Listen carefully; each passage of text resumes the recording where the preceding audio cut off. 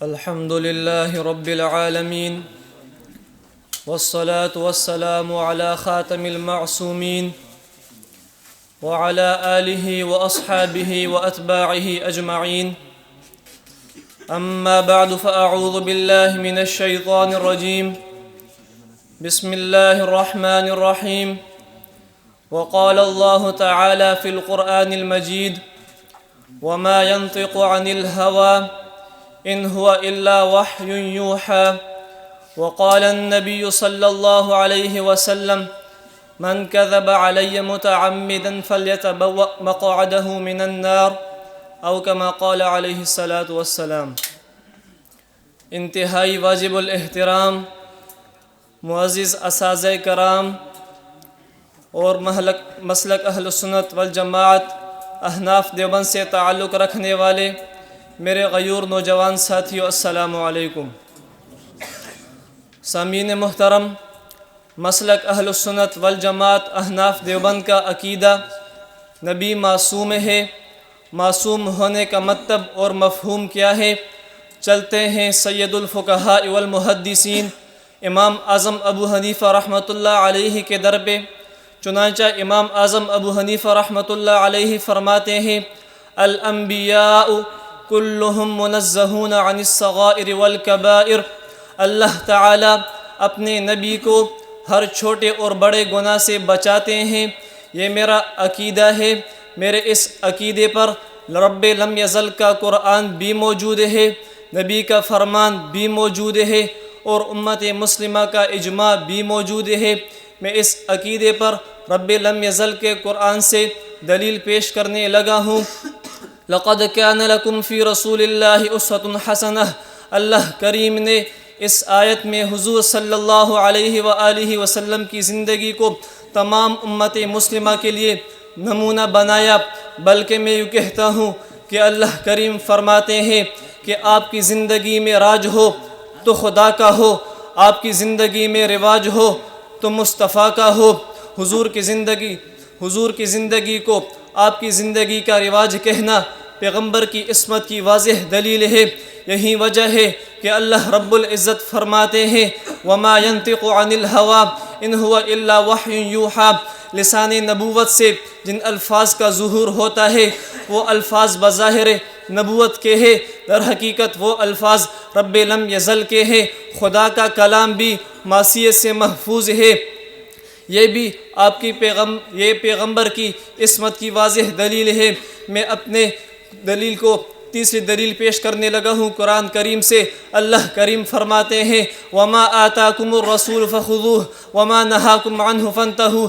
اللہ کریم نے فرمایا جس عمل پر مہر نبوت ہو اسے لے لینا ہے اور جس عمل پر مہر نبوت نہ ہو اسے چھوڑ دینا ہے.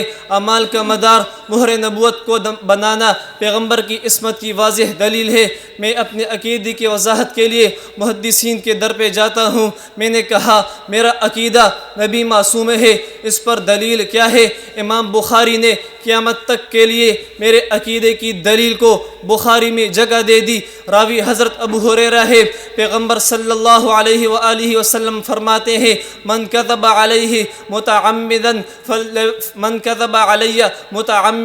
فلیتبوأ مقعدہ من النار. جس نے مجھ پر جھوٹ باندھا اس کو چاہیے کہ وہ اپنا ٹھکانہ جہنم میں بنا دے. میرے اس عقیدے کے تائید میں مصنف عبدالرزاق کی روایت بھی موجود ہے. صحابی کا واقعہ ہے. فرماتے ہیں کہ ایک شخص حضور صلی اللہ علیہ وآلہ وسلم کی خدمت میں حاضر ہوا.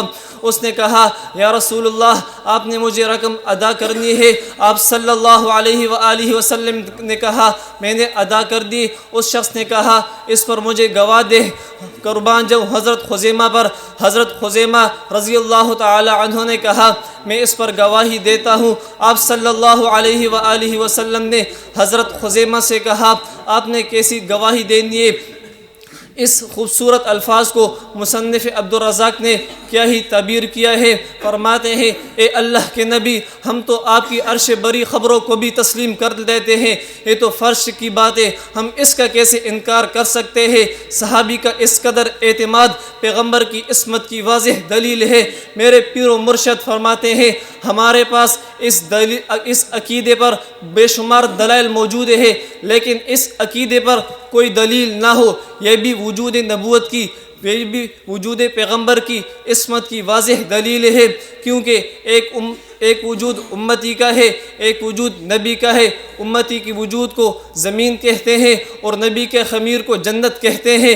میں نے جنت کو بھی دیکھا, میں نے نبوت کو بھی دیکھا. اللہ رب العزت نے جس طرح جنت میں خوشبو رکھی اسی طرح نبوت کے وجود اطہر میں بھی خوشبو رکھی, کیونکہ جنت معصیت سے پاک ہے, اور اسی طرح وجود اطہر میں بھی معصیت کی آزمائش نہیں, کیونکہ جنت میں گناہ گار بغیر تزکیے کے نہیں جا سکتا.